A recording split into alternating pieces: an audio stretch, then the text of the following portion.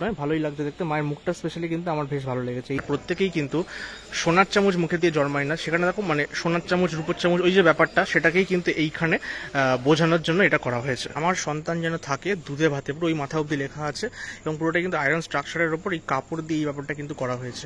যে বস্তা হয় সেই বস্তা দিয়ে এখানে একটা ভুট্টা তৈরি করা হয়েছে, এটাকে আমরা কর্ন বলি। কলকাতায় দুর্গাপুজো কিন্তু শুরু হয়ে গেছে, আর আমাদেরও দুর্গাপুজো পরিক্রমা এখন চলছে জোর কদমে। সত্যি কথা বলতে আজকে হচ্ছে 18 তারিখ, মানে 18ই সেপ্টেম্বর মাস আর্ট শুরু হয়েছে।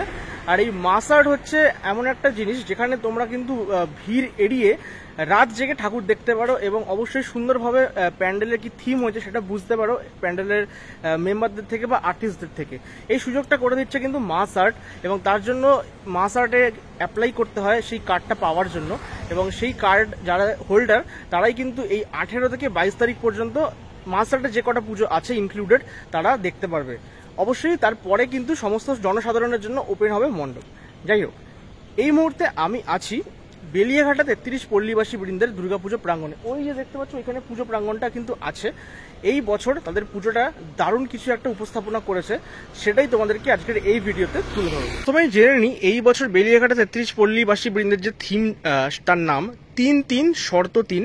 প্যান্ডেল করেছেন শিবশঙ্কর দাস। আর হ্যাঁ, থিম নোটটা কিন্তু এখানে ইংলিশে লেখা আছে, তোমরা চাইলে পজ করে এটা পড়ে নিতে পারো। মণ্ডপের এন্ট্রি পয়েন্ট আমি যেটা দেখতে পাচ্ছি, এখানে কিন্তু যে বস্তা হয় সেই বস্তা দিয়ে এখানে একটা ভুট্টা তৈরি করা হয়েছে, এটাকে আমরা কর্ন বলি, সেটাকে এখানে দেখানো হয়েছে। স্পেশালি এইদিকে শপিং মলে আমরা যদি যাই শপিং করার জন্য, যে শপিং করার পর অ্যাকচুয়ালি যে ট্রলিগুলো ব্যবহার করি সেইগুলো কিন্তু দিয়ে এই জায়গাটা কিন্তু পুরো মণ্ডপটা তৈরি করা হয়েছে, এবং স্পেশালি শপিং করার পর যে বিল্ড হয় সেই বিলটা আমরা এখানে কিন্তু দেখতে পাচ্ছি।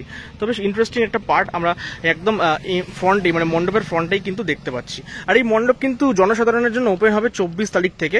সেই বিশেষ বিজ্ঞপ্তি কিন্তু এখানেই দেওয়া হয়েছে, এখানে তোমরা দেখো লেখাই আছে 24 তারিখ থেকে এই মণ্ডপ কিন্তু ওপেন হতে চলেছে। মণ্ডপের ভেতরে প্রবেশ করার পর আমি দেখতে পাচ্ছি এখানে কিন্তু একটা ওয়ার্ম লাইটের একটা সুন্দর আলোকসজ্জা করা হয়েছে, এবং তোমরা যদি ভালো করে দেখো এখানে কিন্তু প্রচুর হাঁড়ি ব্যবহার করা হয়েছে মণ্ডপ সজ্জার এই সাইডটা, যেখানে হাঁড়িগুলো ঝুলিয়ে রাখা হয়েছে, এবং প্রচুর পরিমাণে ডাল থেকে শুরু করে বিভিন্ন ধরনের এখানে আমি জিনিস দেখতে পাই, মানে বিভিন্ন ধরনের ডাল ব্যবহার করা হয়েছে এই বয়েমগুলোতে, সেগুলো কিন্তু আছে। এবং হ্যাঁ, এখানে দেখো গম যেটা হয় সেই জিনিসটা, মানে গম বা ওই যে তুষের ব্যাপারটা, এই জিনিসটা কিন্তু এখানে আমরা দেখতে পাচ্ছি পুরো গোল গোল করে কিন্তু ঘুরছে এই জায়গাটা, মানে কাইনেটিক পার্টের মতোই ব্যাপারটা কিন্তু এটা রোটেট করছে। আর এখানে দেখো লেখা আছে ডাল ভাত, উপরে দেখো লেখা আছে অন্ন বস্ত্র বাসস্থান।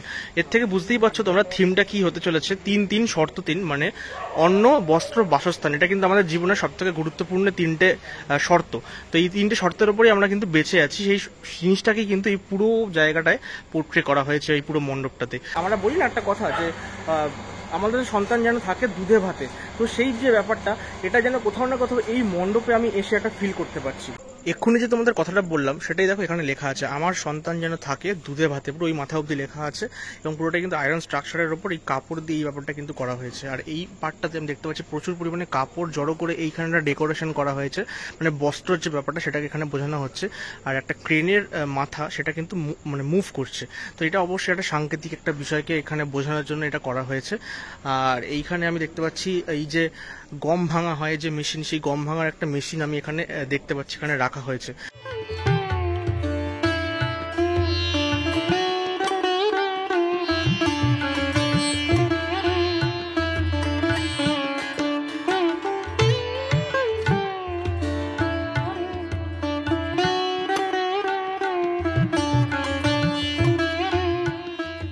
এই পোর্শনটাতে মানে একদম মা দুর্গার এই সামনের যে পোর্শনটা, এখানে কিন্তু প্রচুর চামচ ব্যবহার করা হয়েছে, এবং এটা কিন্তু একটা কাইনেটিক পার্ট টাইপের করা হয়েছে আমি দেখতে পাচ্ছি। স্পেশালি এটা বোঝাতে চাইছে আমরা প্রত্যেকেই কিন্তু সোনার চামচ মুখে দিয়ে জন্মায় না, সেখানে দেখো মানে সোনার চামচ রূপোর চামচ ওই যে ব্যাপারটা, সেটাকেই কিন্তু এইখানে বোঝানোর জন্য এটা করা হয়েছে।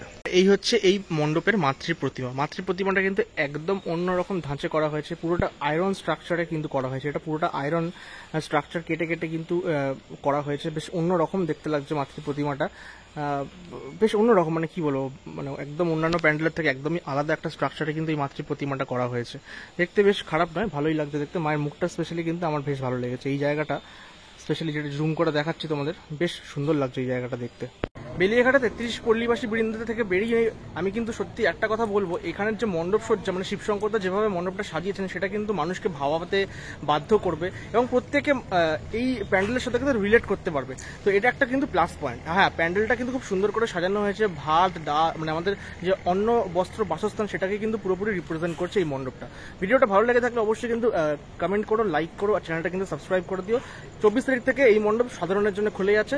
24 তারিখ চলে এসো, মণ্ডপটা দেখো এবং অবশ্যই ফেসবুকে রিভিউ দিও। আশা করি তোমাদের খুব ভালো লাগবে।